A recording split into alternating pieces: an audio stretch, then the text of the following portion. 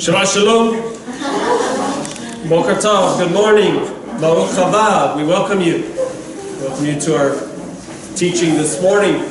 And we are beginning Shabbat, Exodus chapter 20. We're beginning the Ten Commandments. A few weeks ago, we gave an introduction, and the introduction will continue this morning, and if we have time, we'll get into the first command, the first mitzvah. And so, if we would turn there, Exodus chapter 20.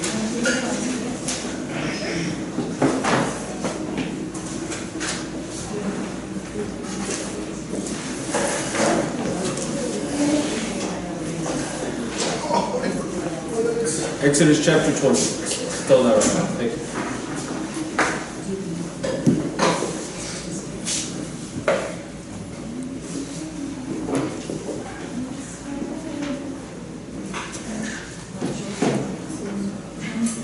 Verse 1 says this: Vaydaber Elohim et kol hadevarim ha'eleh. Vaydaber Elohim et kol hadevarim ha'eleh. God spoke all of these words. Now, your translation will probably say, saying. And God spoke all of these words, saying.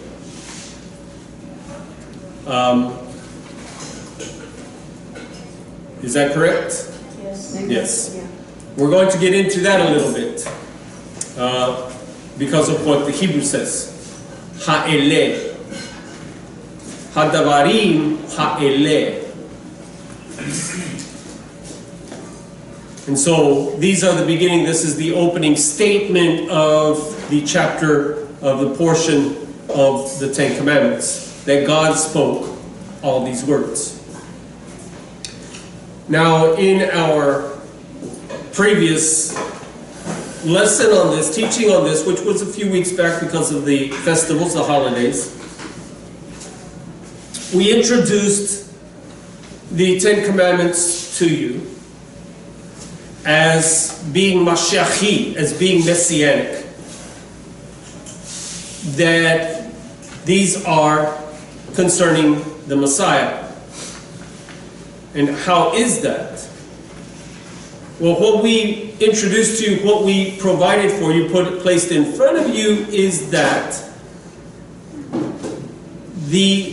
Yeshua, Mashiach, the Messiah, is in fact the living Torah. He is Torah. Torah, for those of you who are new to this, and for those who are watching online, just let me explain, because oftentimes Torah is translated as law. Literally, it means instruction. As when a teacher gives instruction to the class. For example, I can remember when I was in school, grade school, high school, what have you. I can remember we would go down to the cafeteria to take the battery tests, the achievement tests and such as that. And the counselor would be there. And she would be the one who would give us the test. And so you would have the whole, not just the whole class, but the whole, that whole grade level or several grade levels in there taking tests. And we would be instructed to sit down. We would be instructed to sit down, to take our seats, to not open the booklets. How many of you remember those instructions? Do not break the tab. Do not open the booklet. Do not pick up your pencil. And everyone would be seated. And then what? She would say, fill in, bubble in, whatever, your name, your age, your grade level, all of these kinds of things. And she would give you all of the codes to bubble in or to write in. And then she would tell you, she would instruct you to break the seal. now you may break the seal. How many of you remember that? Yes. And then she would read to you the instructions of the first test. And then she would say, you have 20 minutes to finish this test. And she would have a stopwatch, and she would start the stopwatch, and she would say, you may begin. At the end of the test, at the end of the 20 or 30 minutes, whatever it was that she would give you, she would then say, stop. Put your pencils down. We remember these tests. She was giving you your instructions. If something happened, if a student misbehaved, didn't follow those instructions, she would say, I told you, right? So these instructions are rather firm. They're set. But just explaining that the word Torah is like that. It means instruction. It literally does not mean law. It means instruction. Yeshua is the one who followed all of the king's, all of the father's instructions. He was an A student, A++. He followed all of the instructions. And we explained to you that this is what Yochanan, what John, the disciple, the Talmud, meant in John 1:1. When he says what? In the beginning was the Word was with God, and the Word was God. What was the word? Memra? Memra. Memra. And the reason for this is we explained to you, you tickled it. We explained to you that the Orthodox and ultra-Orthodox Bibles, English Bibles and what have you, are translated from the Aramaic. And we read to you from the Jewish Encyclopedia this word memra, which means word. It is the Aramaic word for word. You remember this? But it's also the word for God. Word. Right? Not quite. It is the word for word. And so John 1:1, what we gave to you is that this is not a new teaching. John was not giving a new teaching. This goes back to pre-Yeshua days before Yeshua. This understanding, it comes from the Targum Onkelos. Onkelos wrote in Aramaic. He spoke Aramaic. And so he took the Hebrew and he translated it into Aramaic. And Onkelos in his Targum uses the term memra, word, for the Lord. So everywhere where Yud-Ke, Vav-Ke, Hashem, the name, the holy name, is used where you have the Lord, capital L, capital O, capital R, capital D. Onkelos in his Targum used the term memra. But memra means the word. And this is to which what Yochanan, what John is referring when he says, in the beginning was memra. In the beginning was the Word. The Word was with God because the Word was God. Why? Because memra, the Word, is onkelos, cover word for Yud-Ke Vav-He.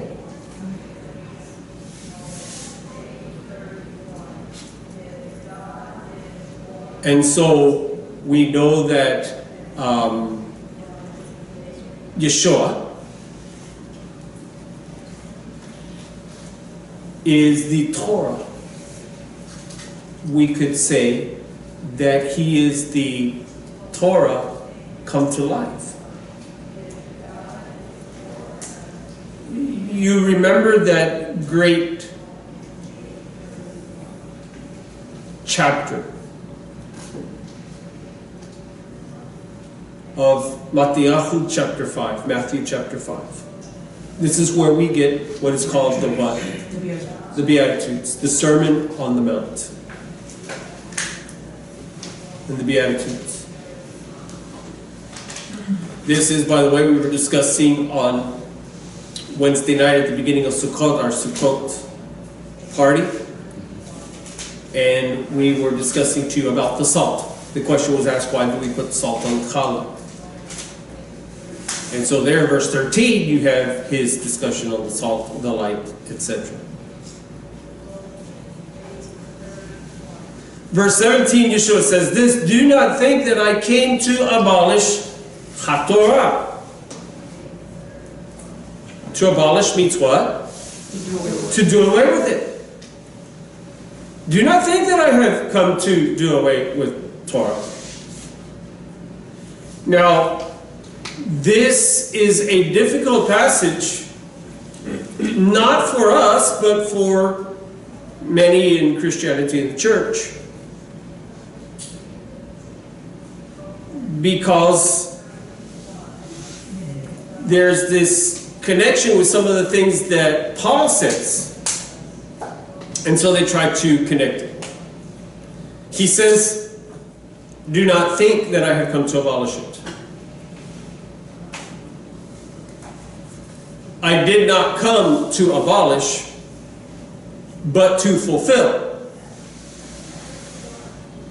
So in Christianity, what is taught by many is that by fulfilling, that, well, he fulfilled it. They use this word fulfilled here in the same essence as, for example, the fulfillment of prophecy. So that if a prophecy is fulfilled, if a prophecy is fulfilled, that means what? It's happened. And this is another bit of an error in Christianity, that it has happened, therefore what? It's done. It's over. It's happened. That prophecy is fulfilled. Judaism does not think this way. In Judaism, just because a prophecy has been fulfilled once does not mean that it's not going to be fulfilled again. It is going to be fulfilled again, because in Judaism, events are cyclical. So even as there was the first destruction of the Beit HaMikdash, of the temple, so what? There was a second destruction of the Beit HaMikdash, and there will be a third desecration. How many times? 3. You see, it was fulfilled. The prophets, Yirmiyahu, and the others, Jeremiah, prophesied that the temple was going to be destroyed. Did they not?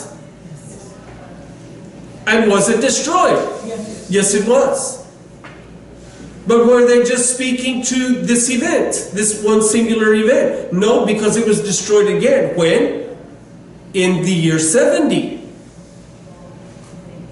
By Titus, the Roman.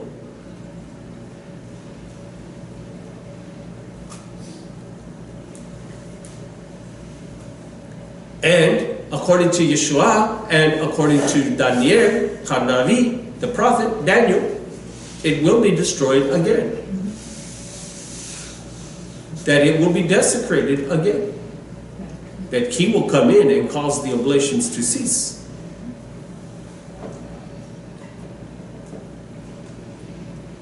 And so in Judaism, it is cyclical. It is very interesting that the temple was destroyed on the Jewish date, the 9th of Av. In the month, usually it occurs in the month of August, the 9th of Av. We have Av, then Elul, then Tishri. Tishri is the month of Rosh Hashanah. Elul is the month of Teshuvah, repentance. And it all starts actually with Av, and it starts at the 9th of Av. The 9th of Av is a fast day. It's a day of mourning, a day of sackcloth and ashes. Why? Because of the destruction of Beit HaMikdash, of the temple.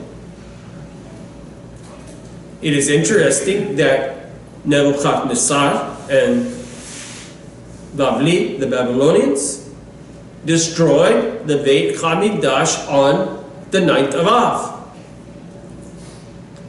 It is also interesting then that, because prophecy is cyclical, that when Titus invaded Jerusalem in 70 AD, that the Beit Hamikdash was again destroyed on the 9th of Av.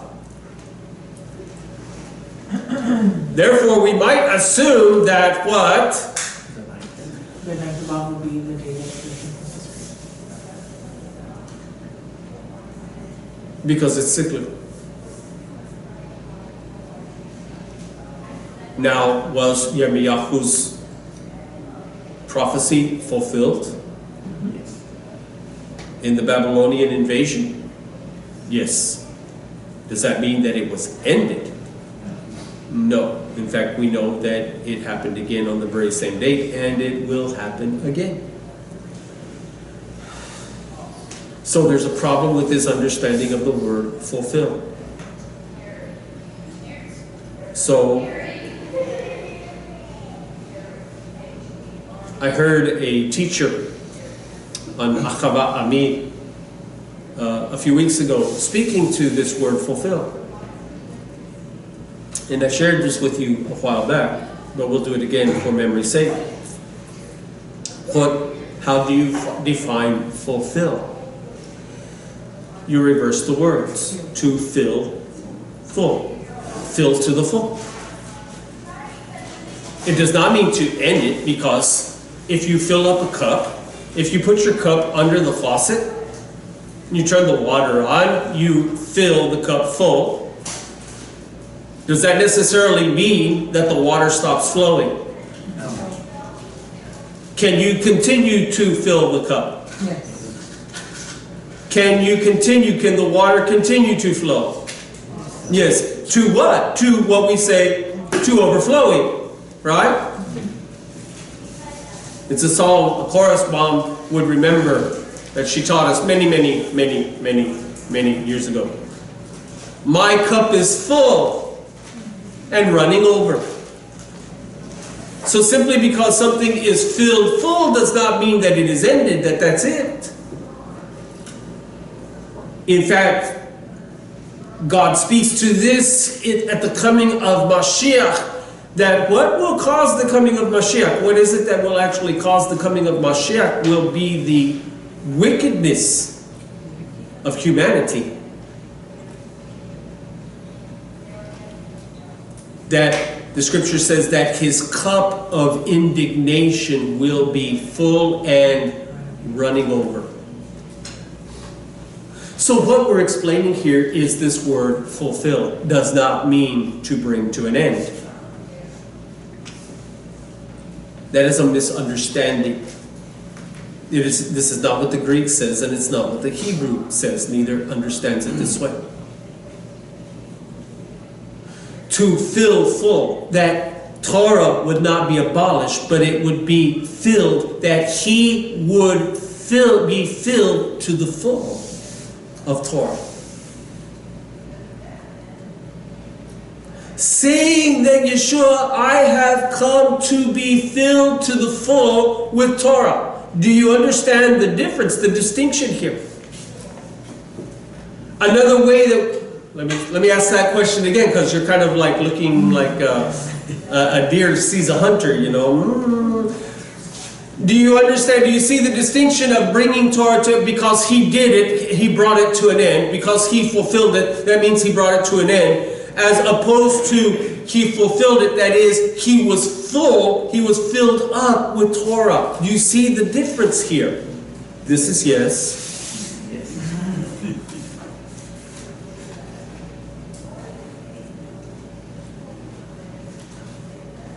Saying what? That everything about HaMashiach is about the Torah. And everything about the Torah is about HaMashiach, is about the Messiah.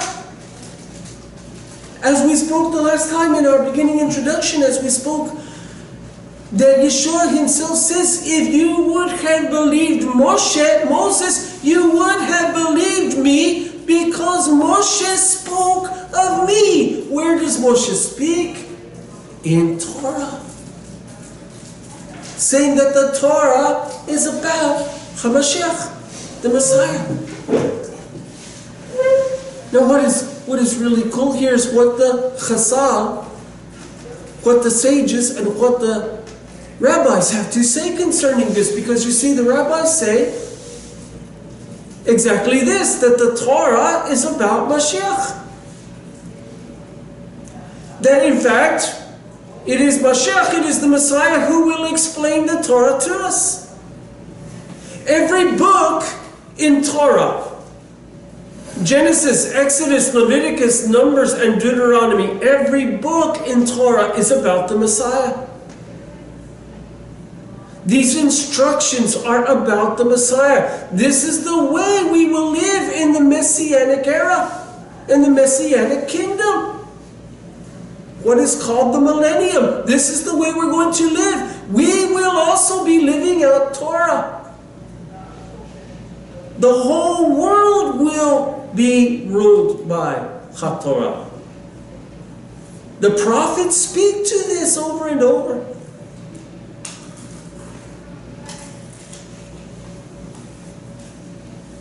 Saying you have a head start on many people by learning Torah and learning to apply it to your lives. This is what is meant when it says that 10 Goyim, 10 Gentiles, will grab onto the tzitzit of a Jew and will say, what? We will go up with you. Up where? Yerushalayim. For what purpose? To learn Torah. I.e., that the Goyim, the Gentiles, will be grabbing onto the tzitzit. What does the tzitzit represent? To remind me to do all of the commandments, all of the mitzvot which God has commanded us. We read it, this is scripture. Then why will they be grabbing onto the tzitzit? This is what Ishayahu, what Isaiah says, that they will be grabbing onto the tzitzit of the Jew. Meaning what? Grabbing onto Torah. The tzitzit always represents Torah. When the woman with the issue of blood, she grabbed onto the fringe of his garment. She grabbed onto his tzitzit, and instantly the flow of blood was stopped. And he felt virtue go out of him, and he said, who touched me? Grabbing onto the tzitzit means grabbing onto Torah. You see, it is Torah that is to direct and control our lives. It is Torah that gives us proper heading. It is Torah that sets us on the proper path. It is not something to be shunned or ashamed of. It is not something to be frightened of. It is something to be chased after. Something to be loved and adored. Christianity has a difficult time, even though they don't recognize it and they do not understand it. One of the most favorite psalms in Christianity is Psalm 119, the longest psalm. And over there, David HaMelech, David the king, extols the virtues of the Torah.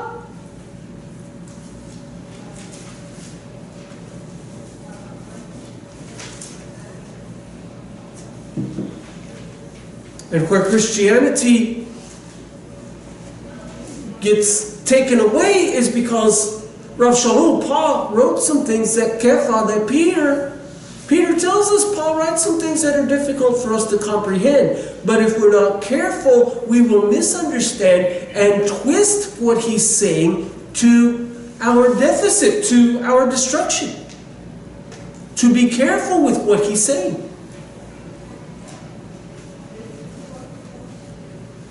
And by taking this verse and taking that verse, take a verse here out of Romans, taking a verse out of Ephesians, a couple of verses out of Galatians, and we take that and we say, well, you see that the law has been done away with. No. The penalty is done away with the follower of Yeshua, but this is not strange to Judaism, because Judaism, the Talmud teaches us that the righteousness, the tzedakah, the righteousness of a tzaddik, is sufficient for the people of that tzaddik. That the merit of a righteous man is sufficient for his people. That the death of a tzaddik brings this merit, brings this righteousness to those who follow him. Yeshua, Kamashiach, Adonenu, our Lord, our Messiah, Sidkenu, we call him, Sidkenu, our righteousness.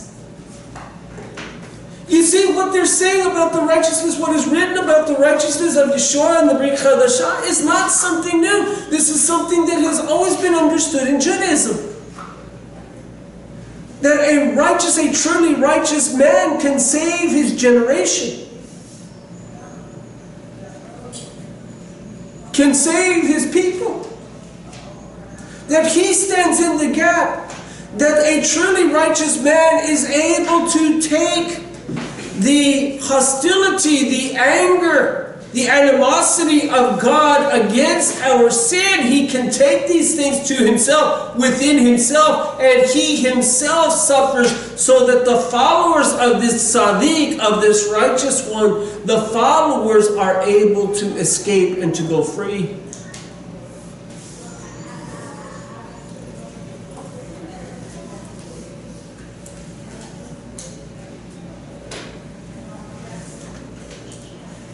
And so that David Kamelet calls him the Lord, our righteousness in the Tehillim, in the Psalm. The Lord, our righteousness. So in the Brit Chadashah, in many of the writings there in Ivrim, in Hebrews, in Kefa, in what we read for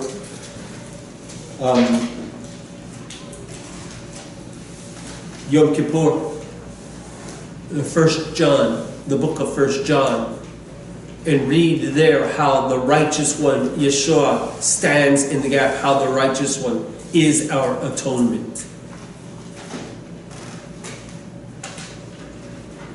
Judaism does not disagree that a truly righteous man can stand in the gap and atone for the sins of his people. They do not disagree with that. This is where the idea comes from. Rav Shaul being what? What is he? Come on, Rav Shaul is a what? He's a Jew. Kefa is what? A Jew. Yochanan is what? They're Jews. They understand these things. This is where these ideas come from. These are not Christian ideas. This is a Jewish thought. This is a Jewish process.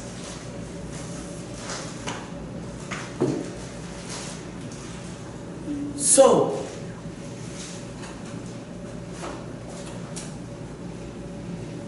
that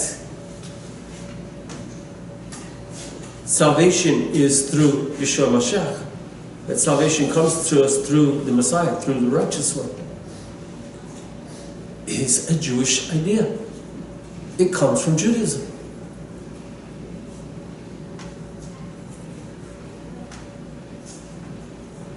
And so we do not disagree.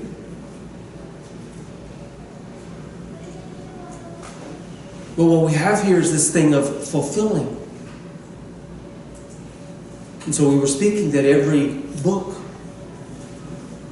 is about Mashiach.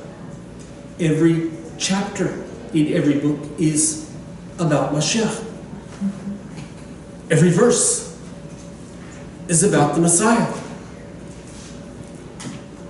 Every word is about the Messiah. And as you have learned, you who were in the beginner's Hebrew class, you went through it, you learned. Those of you who will be taking the beginner's Hebrew class, you will learn that every letter is about Mashiach. It points to him. All 22 letters of the Hebrew alphabet points to Mashiach. It's his story.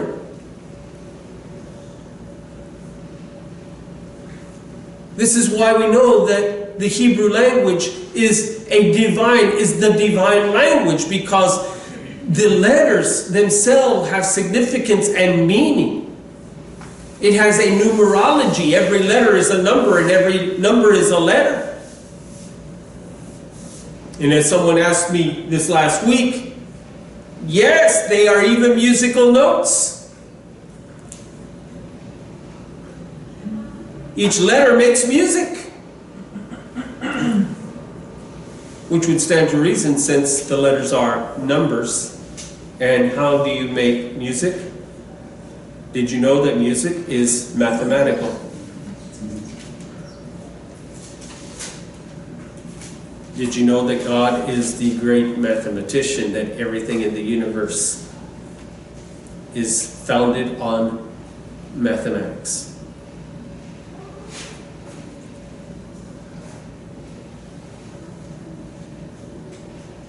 The rabbis say that not only will he explain to us every book, not only will he explain to us every chapter, every verse, he will explain to us every word. Not only will he explain every word, he will explain the letters of the words. Not only will he explain the letters of the word, he will even explain the spaces between the letters. You cannot be more thorough than that. Even the spaces between the letters speak to the Messiah.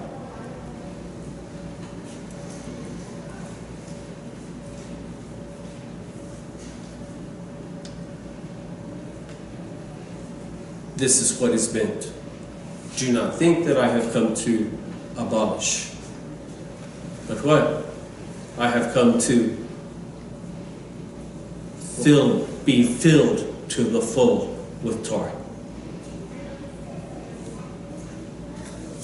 Another way in which we can put this, I have come to live it in front of you. This is how you live Torah. This is how you fulfill it. This is how Torah is lived. Torah was not intended to be simply some unreachable, unattainable things that we could never live up to. In fact, Torah says about itself what? It is not too difficult for you. It is amazing that Rav Shaul, Paul, quotes this passage of Scripture in the book of Romans when he says in chapter 10, it is not too far from you, it is near to you, it is even in your mouth. This is the passage that he is quoting when God tells Yisrael, the things that I have placed before you are not too difficult. And in fact, Yeshua says himself, what? My yoke is easy. Did you know that in Judaism, what he's speaking to, again, this is not a new thing. It is an old concept that predates the day of Yeshua. It was called the yoke of Shemayim, the yoke of heaven. That we are the Evadim, we are the servants, we are the slaves to the master who is the creator, who is the king. We are his servants. Therefore, what? We're the ones pulling the plow, so to speak. Yeshua, being Memra,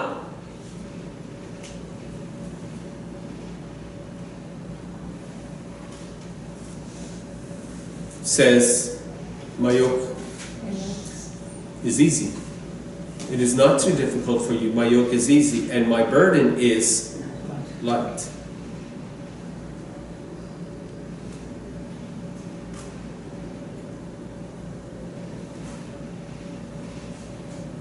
The thing about Torah, and this is what Rav Shaul explains to us is this, where this is where the misunderstanding is. The thing about Torah is this: when your teacher or the counselor or whomever told you, do not pick up the pencil. Now what? Who wants to pick up the pencil now? Because you were what? You were told, don't do it. So now what? You would see. Right? The rebels in the class. You know immediately who the rebels in the class are. Why? Because they're the ones picking up the pencil. Oh, but maybe not. Maybe they're the ones that just kind of flip the pencil. They touch the pencil. Why? Because they want to pick up the pencil. Because the teacher said what? Don't pick up the pencil. You tell your children don't do something and you can be certain that they are going to try to do it or see how close to doing it they can come. Right? Don't believe it? How many of you have heard the term Jiminy Crickets? People say that, Jiminy Crickets. Have you ever heard that term, Jiminy Crickets? Do you know why people say Jiminy Crickets? Not really. Jiminy Crickets because of JC. That's where it comes from. It is a cover word. Why? Because JC, you know, stands for him. And it is profane to use his name in such a way. Correct? Mm-hmm. Therefore what? Let's cover it over. Let's get as close to the line as we possibly can. We will say the J and we will say the C. Jiminy Crickets. And if you notice, Jiminy Crickets is used wherever that word would be used. In a profane way.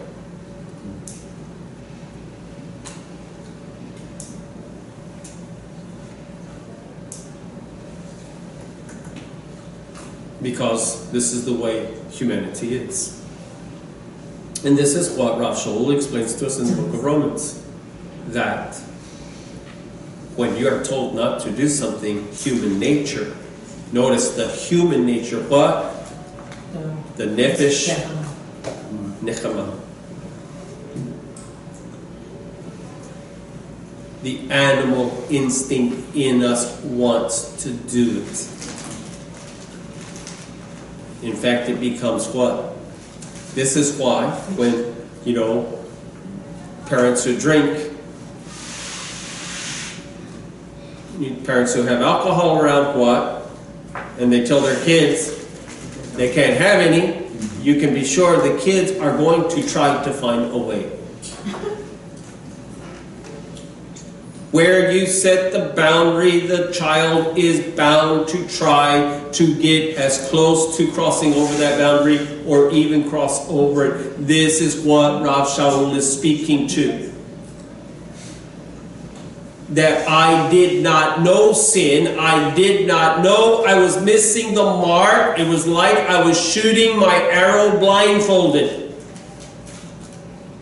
You go and shoot bows and arrows because to sin means literally, in both Hebrew and English, the word sin means to miss the mark. I.e., for all have sinned, all have missed the mark and fallen short. If you have a blindfold on and you do not know where the mark is, where the target is, do you know whether you've hit or you've missed? No. But once the blindfold is taken off, can you see where you've hit or where you've missed? Yes. This is to what Rav Shaul is speaking in the book of Romans when he says, I would not have known what sin was except Torah explained to me what sin is. Now I know what sin is, but it awakened in me my animal instinct. My nefesh bechama, which desires to do its own thing, which does not want to be a servant, does not want to be told what to do and what not to do. Therefore, when I'm told what not to do, those are the things I want to do. And when I'm told to do, those are the things I do not want to do. This is what he's speaking to. Does this mean that Torah is bad or wrong? He says this. Or evil? No, it is holy and just and good and true. Then why would I say I should not strive for it? In fact, Solomon, the son of David, writes to us in the book of Proverbs, what? That it is to be as though it is to be to me as a very priceless treasure, as a special treasure, that is to be sought after and guarded and protected.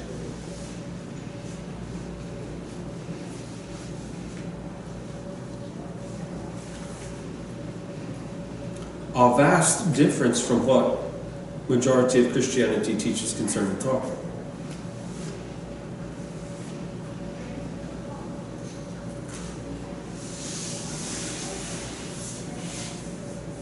Now understand that the keeping of Torah in no way saves you.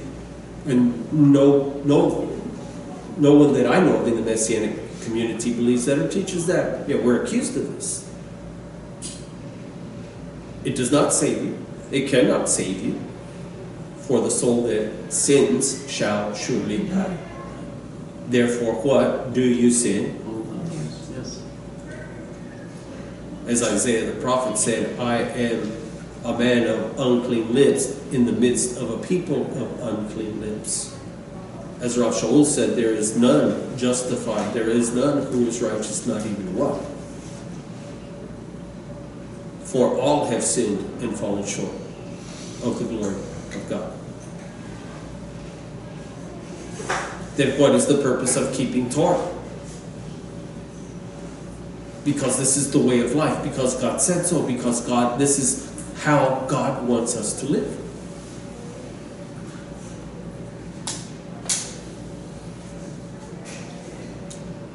And we'll get to this in just a second. But Yeshua continues, verse 18, Amen, I tell you, until heaven and earth pass away, not the smallest letter or serif, not the yud or the serif, shall ever pass from Torah until all things come to pass. The yud is the smallest letter of the Hebrew alphabet. It's the one that looks like the comma. Or the apostrophe sits up above the line. It's the smallest letter. He says not even the serif. What is the serif? The crownlets, the decorations on the top of the Torah and the scroll. Not even the crownlet, not even the decoration will pass away. What is this telling you? How can Yeshua say on one hand that he has not come to abolish it, he has come to show us how to live it out, that not even the decoration on the top of the letter of the Torah will pass away. And then on the other hand, Christianity is teaching that it's done away with. This does not make sense. Whom do I follow? Who do I follow here? I will tell you who we follow. We follow Ravinu. We follow our rabbi. We follow the teachings of our rabbi. Who is my rabbi? Yeshua Mashiach is my rabbi. I follow his teachings. All else is commentary.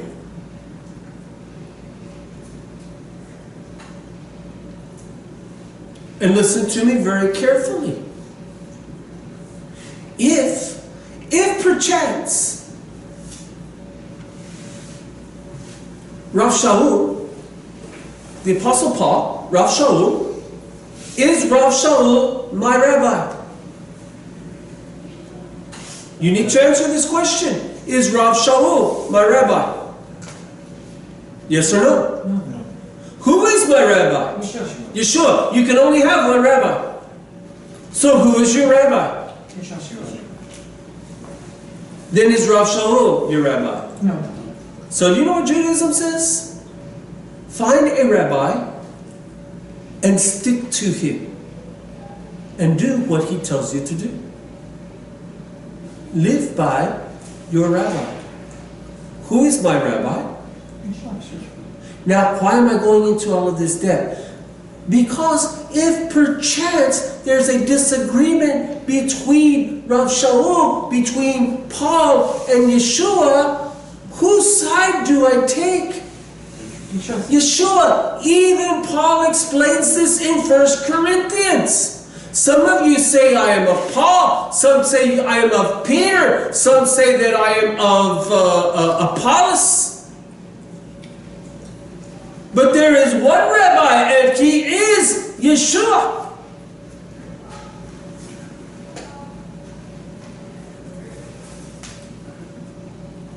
He said, Rav Shaul says, be followers of me, but he says, be followers of me as I follow him.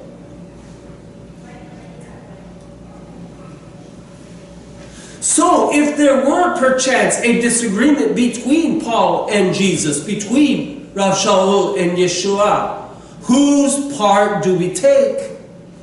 Yeshua. Why? He is my rabbi.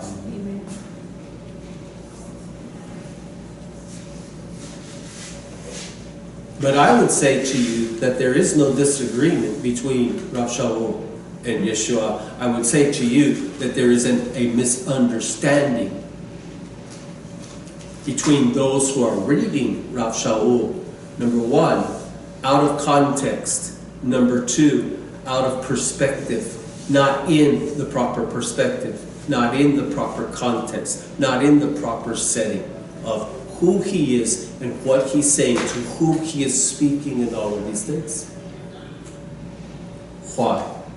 Because many would say that Rav Shaul teaches that Torah is not for us. We would disagree. Because that the Torah is no longer applicable. If Torah is no longer applicable, why does he defend himself before the governor at his trial by stating the words, I have kept Torah all of my life, and I have done nothing against Torah, nor against the traditions of our fathers.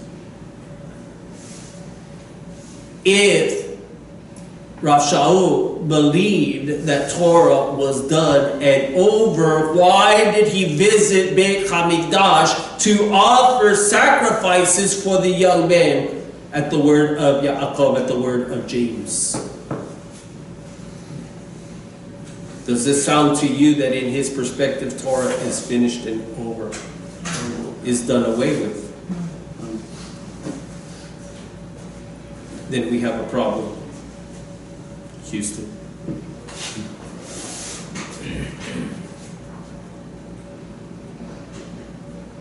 So, we have a choice that we need to make here.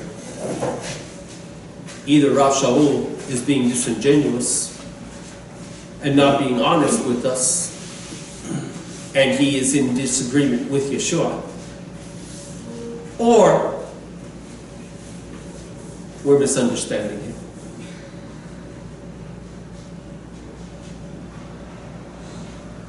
This is the circumstance. Because Yeshua said, not even the crown will pass away. Has heaven passed away? No. Has the earth passed away? No. Then I guess Torah has not passed away either. Not even a crown.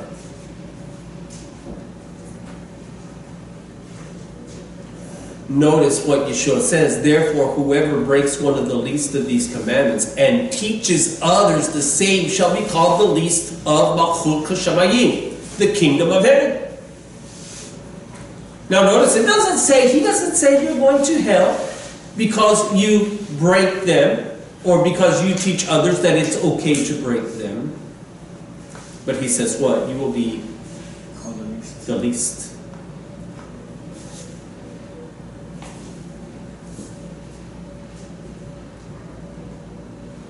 But whoever keeps and teaches them, this one shall be called Rava. Where, by the way, we get our word rabbi. Great. In Malchut Shamayim, in the kingdom of heaven. Now, another problem. And we're coming close to closing. But another problem.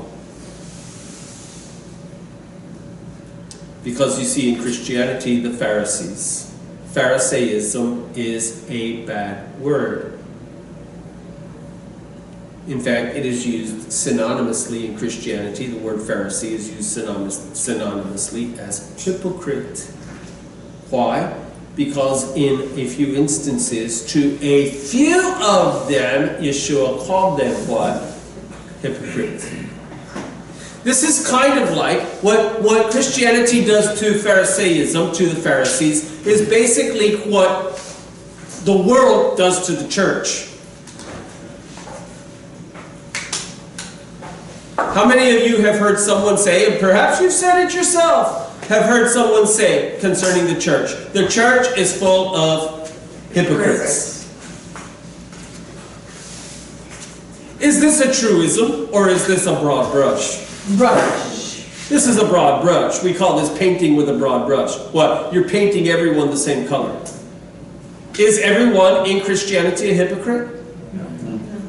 There are many good people in Christianity. Are there some hypocrites in the church? Yes. Is everybody a hypocrite in the church? No. You see, so what the church, what Christianity does not like about the world calling it turns around and calls the Pharisees. Why? Because Yeshua took to task a group of them, with whom he disagreed. By the way, he did not disagree with their teaching. He disagreed, for the most part, he disagreed with their lifestyle. Why? Because they were teaching and not doing. This is the hypocrisy. It's not that their teaching was wrong, it's that their doing was wrong. And this is true for all of us. We're going to get into this as we get into the Ten Commandments, as we get into the heart of it, and particularly when we come to the teachings about Shabbat. You say you're Messianic. If you're Messianic, you best keep Shabbat. And you best keep it properly. But that's for another teaching. I won't chase that rabbit. I'll stay on the squirrel.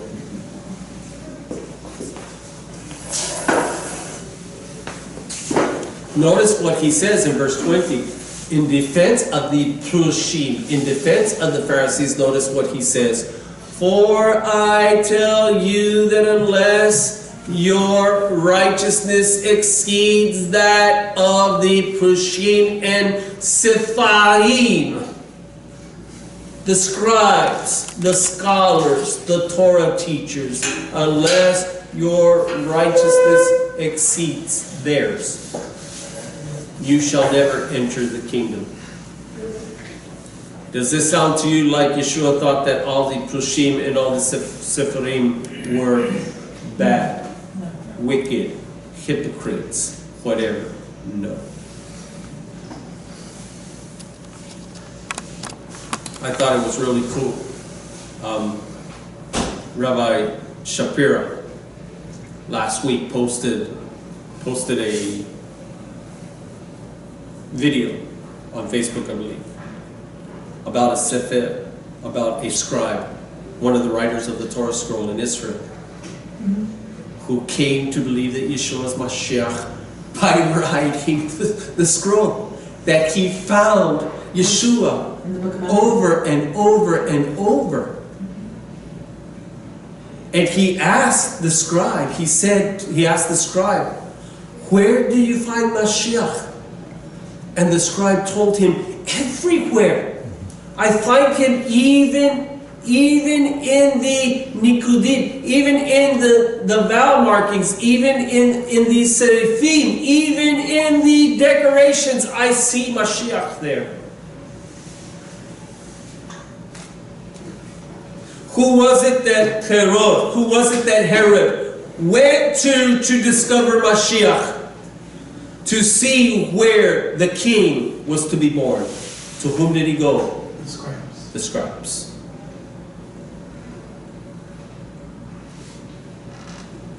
They know the Torah inside and out. They know all of its markings, including all of its decorations. And they know their purposes and their functions. And they tell us that it all points to Mashiach. So, turn, if you would,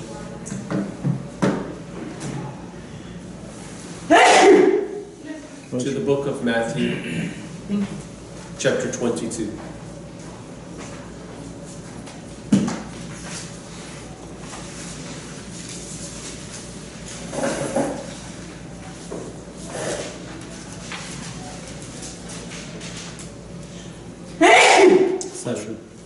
Thank you. Verse 34. But the Pushim, when they heard that Yeshua had silenced the Tzalakim, the Sadducees, Tzalakim from the righteous ones, literally is what their name means, gathered together in one place, and testing him, one of them, a liar, asked. Now, by the way, when it says that they tested him, this is not always a bad thing. In our Western perspective, we see this as being a bad thing, that they're putting him to the test. In Judaism, this is not considered a bad thing. One rabbi will often put another rabbi to the test. To do what? For what purpose? It's not always to trip them up, but what? To learn or to feel them out. So they will put a difficult question in front of the other rabbi to see how the other rabbi will respond. If you know anything about the Talmud, you will see this type of argument over and over again. That they will test each other. This does not necessarily mean that they're in disagreement. As you're going to see that over and over again, the Prushim come to acknowledge, come to agree with Yeshua.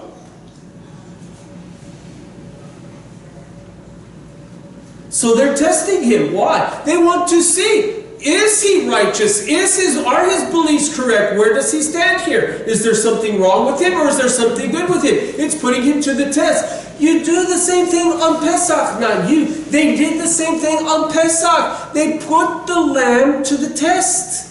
Meaning what? They took the lamb into the house for 7 days and carefully inspected it, to see if there was any blemish, any mark, any spot that would disqualify that lamb from being their Pesach, their Korban, their sacrifice. They do the same thing with the red heifer. The red heifer may only have a majority of 3 white hairs.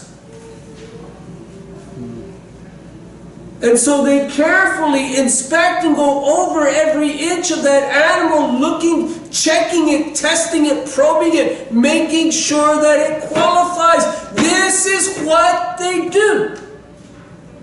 And it is proper and good to do so.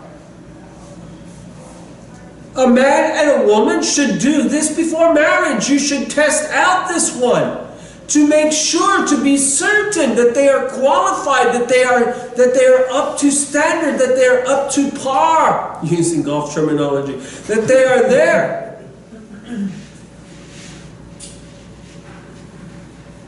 I could say up to snuff, but that's tobacco anyway.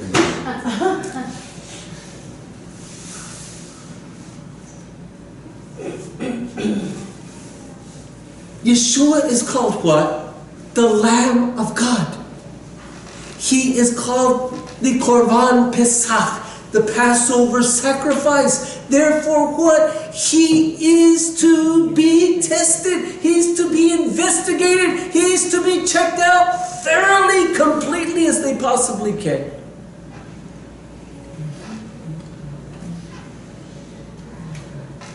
The problem is not there. The problem is when they doubt him even after he proves himself worthy. That's where the problem comes. But here, simply because it says that testing him, they're probing him. Our Western thought would say, well, they're trying to find something wrong with him. It doesn't say that.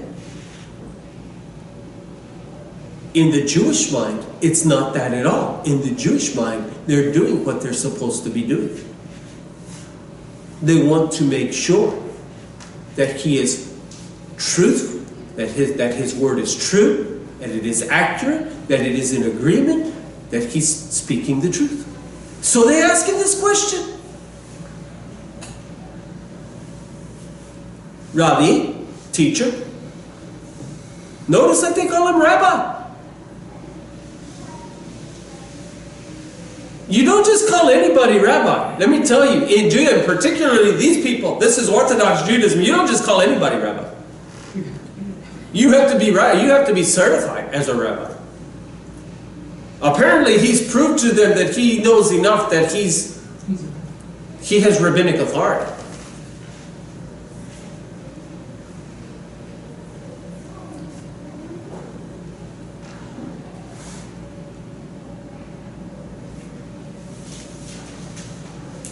What is the greatest commandment of Torah? And he said to them, Yeshua says to them, you shall love Adonai your God with all your heart, and with all your soul, and with all your mind. This is the first and greatest commandment. The second is like it, you shall love your neighbor as yourself. The entire Torah and the prophets hang on these two commandments. Now, introducing this to say, number one, oftentimes in Christianity, Christian people look at this as though this is something new that he's saying to them. It's not anything new.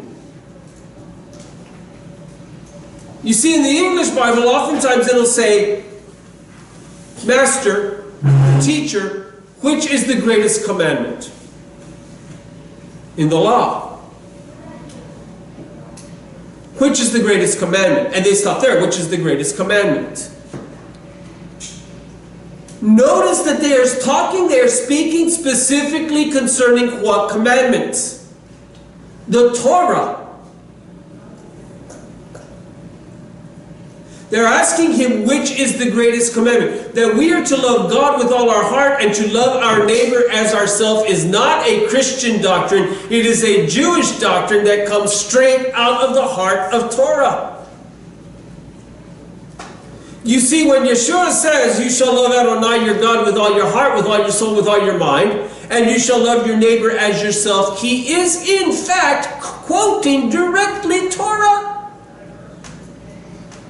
In fact, he is quoting specifically Deuteronomy chapter 6 and verse 5. Love Adonai your God with all your heart, with all your soul, and with all your strength. And then the second commandment, he's quoting Leviticus chapter 19 and verse 18. You are not to take vengeance nor bear any grudge against the children of your people, but love your neighbor as yourself. I am Adonai. He's quoting Torah. These are not new commandments. These things are quoted every single day in the synagogue. That you are to love the Lord your God. We say this just before opening the ark to reveal the Torah scroll. That you are to love the Lord your God with all your heart, with all your soul, with all your might. And you are to love your neighbor as yourself.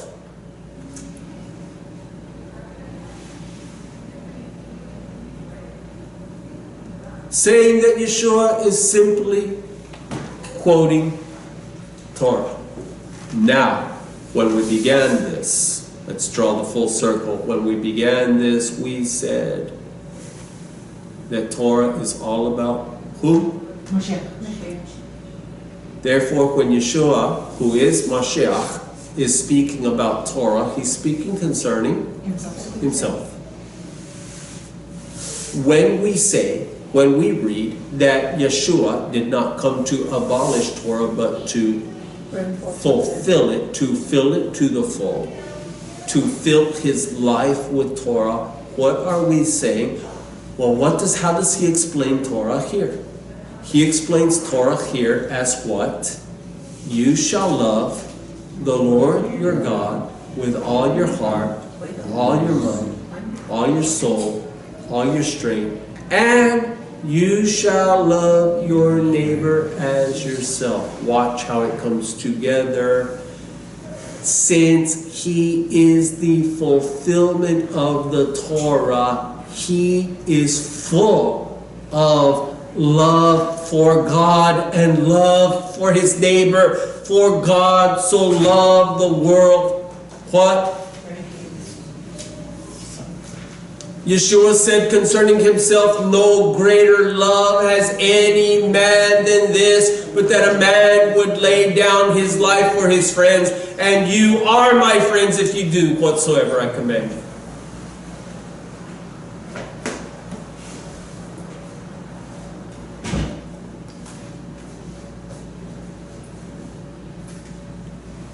Saying what? When we say that Yeshua was filled full with Torah, what we are literally saying is that he was filled to the full. He was filled to the brim and overflowing, because it does not end.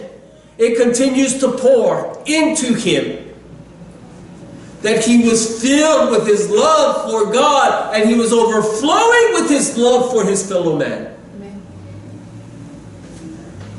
Now, if we say that we are followers of Yeshua, what are we saying? If he is truly Ravino, if he's truly our rabbi, if we are walking in his footsteps, if we are Mashiachim, Messianics, those who are following, those who are listening on Facebook, on the live stream and YouTube and such as that, if you say you are truly a Christian, because what? Christian means a follower of the Christ. Christ is the Greek word, Christos is the Greek word for Mashiach, for the Messiah. If you say that you are truly a follower of Christ, if I say I am truly a follower of the Messiah, that means that I will be full and overflowing with my love of God, and I will be full and overflowing with my love for my fellow man. This is what it means.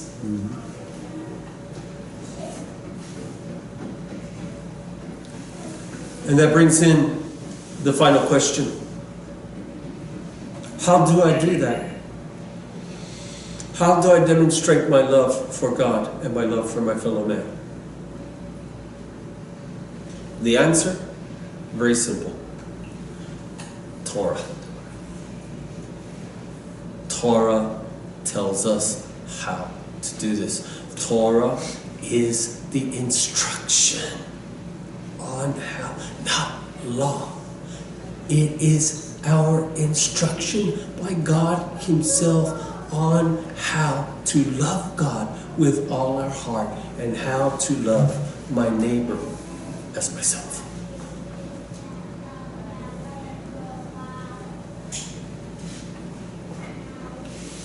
So how do we draw this all to a conclusion?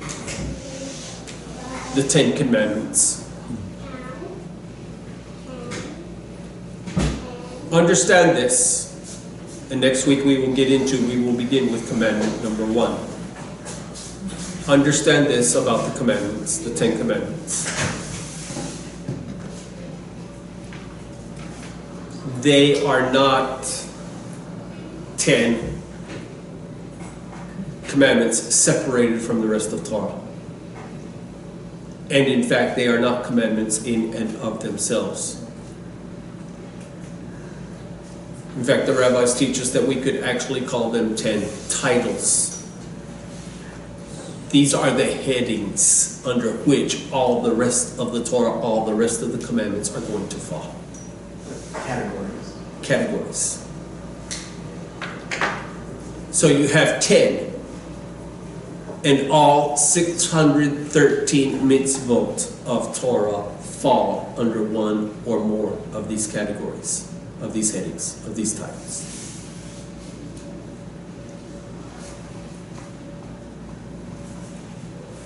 Are you ready?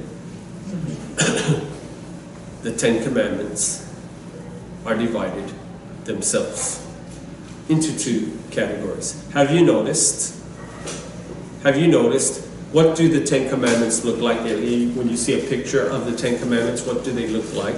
They are on how many tablets? 2 tablets. 2 tablets. Why 2? Because there are 2 categories. How many do you have on one? 5. How many do you have on the other? 5. Why? Because 5 and 5 make 10. not hard class. You have 2 categories into which all of the 10 commandments, into which the 10 commandments fall. The 2 categories are this. The first 5, how to love God with all your heart. The second 5, how to love your neighbor as yourself. Since these 10 headings, categories, are divided into these 2 sections, what does this tell you about the whole Torah? Because all of the Torah fit in these 10 categories. Then what does that tell you about the whole Torah? That all of Torah fits into these 2 categories. How to love God with all of your heart, and how to love your neighbor as yourself. Now, in Christianity, you will hear that the 10 Commandments, that the Torah is divided into ceremonial law and into, what's the term I want? Moral, yes. Into ceremonial law and into moral law. And so you'll hear a lot of Christians say, well, we follow the moral law, but we don't follow the ceremonial anymore. You don't know what you just done? First of all, there is no categorizing the Torah into these 2 divisions. That's man-made. Oh, we don't follow man-made traditions. Yes, you do. Yes, you do. Anyone who says that they don't follow man-made traditions is not telling the truth, is not being honest with themselves and with others. All of us follow man-made traditions in some form or other. There is no division between ceremonial and moral. It's all moral. It's all about your morality with God and your morality with your fellow man. It's all moral.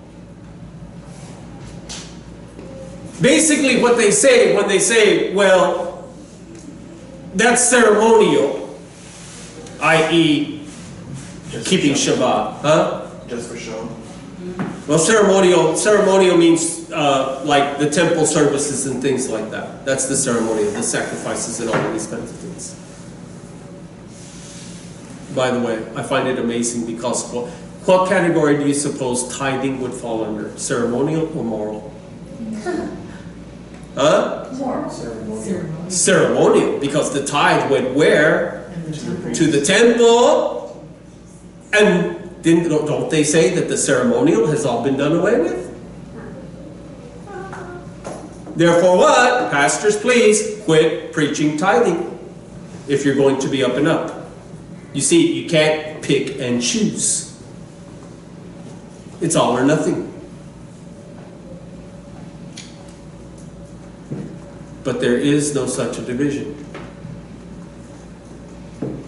The only division that is given to us are found in the 10. The 10 are divided into 2, and the 2 are what? Yeshua says them himself. What are the 2? To love God with all your heart. Come on, say it with me. Love God with all your heart and love your neighbor as yourself. And the Torah is the instruction on how to do that. So, when they say that they're doing away with the ceremonial, let me ask you honestly, what part are they doing away with? Loving God. Loving God. Oh, wow. Explain the mess Do what? That explains the mess word. That explains the mess word. Yes, exactly. Worship of the neighbor. Worship of self.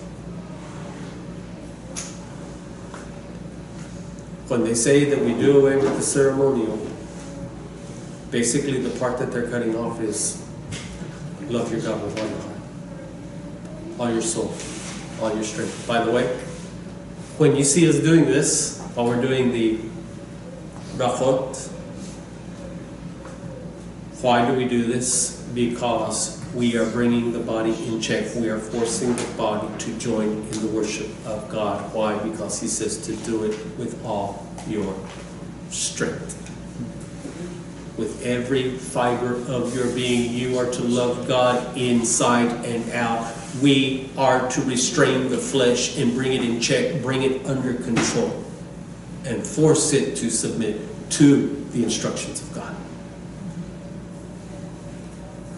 So next week, commandment number 1. We're going to start our journey. The Imru. Amen. Shabbat Shalom. Shabbat shalom. Stand for the blessing of you. If you would lift up your hands to receive the blessing.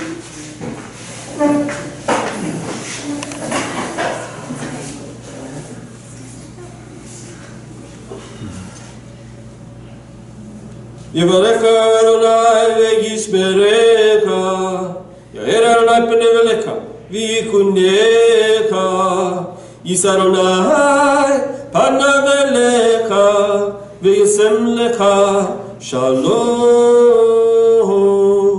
May Adonai bless you and keep you. May Adonai shine His face upon you and be gracious to you. May Adonai lift up His countenance upon you and give you His peace from Tzarcha Shalom Yeshua Mashiach, from the Prince of Peace, Yeshua the Messiah. V'imru. Amen. Shabbat Shalom. Shabbat.